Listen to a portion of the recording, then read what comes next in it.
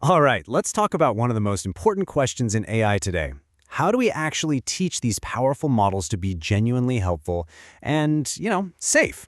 It turns out the big idea behind it all has a lot in common with something you might already know how to do: training a pet. Let's dive in. So what on earth could training a clever dog possibly have in common with training a massive, complex artificial intelligence? The answer is surprisingly simple, and it all comes down to one really powerful idea: feedback.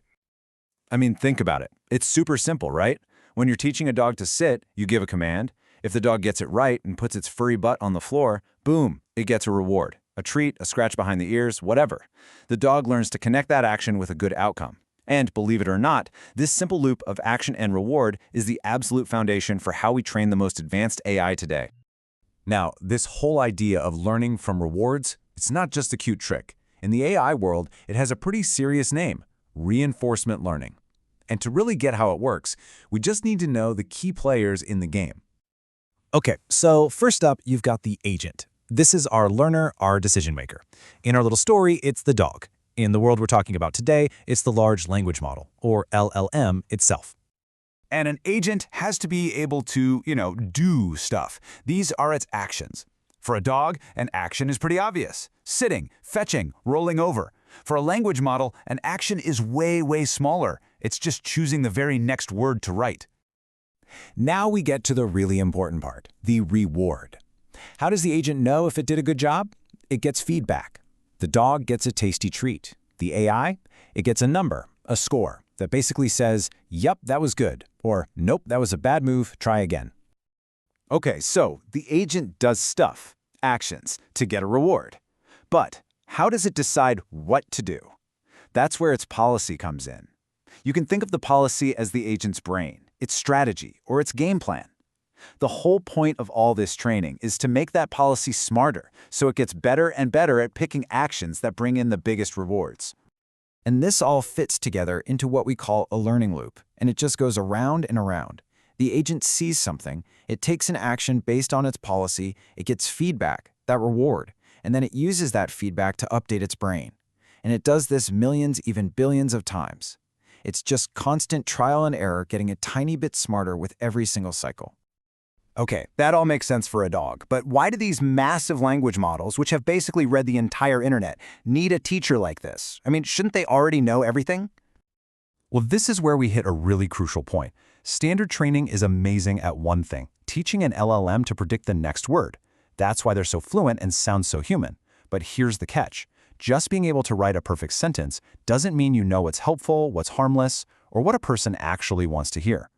So if we're trying to teach an AI these fuzzy human ideas like helpfulness or safety, who gets to be the judge? The answer is, well, us. The brilliant solution is to bring humans into the loop and let the AI learn directly from our own tastes and preferences. And that leads us to this game-changing technique that you've probably heard of: reinforcement learning from human feedback. You'll see it as RLHF everywhere. And honestly, it's pretty much what it sounds like.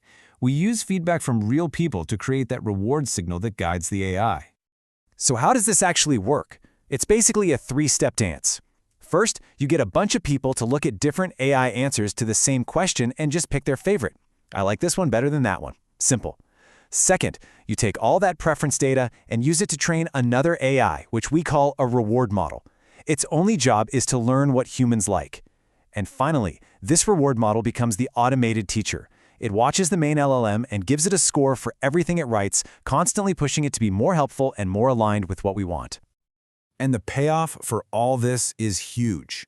RLHF gives us so much more control. We can steer the AI to be more creative or more concise. It lets us teach it those really tricky, subjective human values.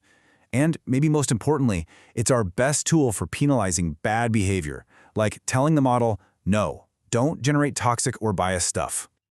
But you know how it is in tech. Nothing ever stands still. Researchers are always hunting for better, faster ways to do this. And that brings us to one of the newer ideas on the block, a technique called GRPO. Let me break this down real quick. A lot of the older methods basically set up a one-on-one fight. Is this response better than that response? GRPO, which stands for Group Relative Policy Optimization, is a bit smarter. Instead of these single duals, it groups similar kinds of answers together and then compares the groups. It's like asking, is this category of answer generally better than that one? This smooths things out and gives a much clearer signal to the AI, which means it learns faster and more reliably. So what we've seen is that we now have these incredibly powerful tools, like RLHF, to shape AI behavior and teach it what we value. The technology provides a method, but it leaves us with a much bigger, much more human question, doesn't it? Now that we actually can teach an AI our preferences, how do we all agree on what those preferences should be? And that is a puzzle that no algorithm can solve for us.